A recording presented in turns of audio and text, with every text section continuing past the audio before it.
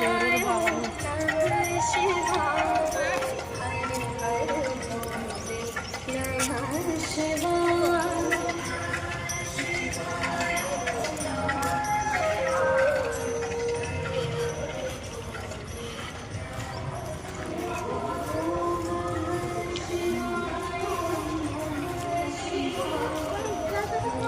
ନମସ୍କାର ଦର୍ଶକ ବନ୍ଧୁ।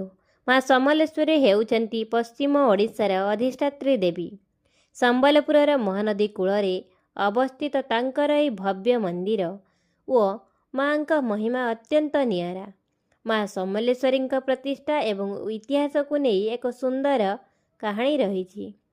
ଚୌହାନ ବଂଶର ପ୍ରଥମ ରାଜା ବଳରାମ ଦେବ ଯେତେବେଳେ ଏହି ଅଞ୍ଚଳକୁ ନିଜ ଶାସନାଧୀନ କରିବାକୁ ଚାହୁଁଥିଲେ, ସେତେବେଳେ ସେ ଦିନେ ମହାନଦୀ କୂଳରେ ଶିକାର କରିବାକୁ ଯାଇଥିଲେ।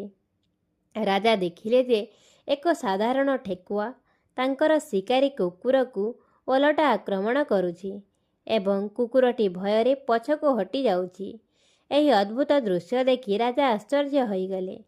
ସେ ଅନୁଭବ କଲେ ଯେ ଏହି ମାଟିରେ ନିଶ୍ଚୟ କିଛି ଦୈବଶକ୍ତି ରହିଛି, ଯେଉଁଥିପାଇଁ ଏକ ସାଧାରଣ ଠେକୁଆ ଏତେ ସାହସୀ ହୋଇପାରିଛି। ସେହିଦିନ ରାତିରେ ରାଜା ବଳରାମ ଦେବଙ୍କୁ ମା ସ୍ୱପ୍ନାଦେଶ ଦେଲେ। କହିଲେ ଯେ ସେ ସେହି ସಮೇଲ ଗଛ ମୂଳରେ ବିରାଜମାନ କରୁଛନ୍ତି। ରାଜା ସେଠାରେ ମାଙ୍କୁ ପ୍ରତିଷ୍ଠା କରି ପୂଜାର୍ଚ୍ଚନା କରନ୍ତୁ। ମା ସಮೇଲ ଗଛ ମୂଳରେ ଥିବାରୁ ତାଙ୍କର ନାମ ସମଲେଶ୍ୱରୀ ହେଲା। ରାଜା ବଳରାମ ଦେବ ସେଠାରେ ଏକ ଭବ୍ୟ ମନ୍ଦିର ନିର୍ମାଣ କଲେ ଏବଂ ସମ୍ବଲପୁର ସହରର ସ୍ଥାପନା କଲେ। ପଶ୍ଚିମ ଓଡ଼ିଶାର ଗଣପର୍ବ ନୂଆଖାଇ ସମୟରେ ପ୍ରଥମେ ମା ସମଲେଶ୍ୱରୀଙ୍କୁ ନୂଆ ଶସ୍ୟ ଅର୍ପଣ କରାଯାଇଥାଏ।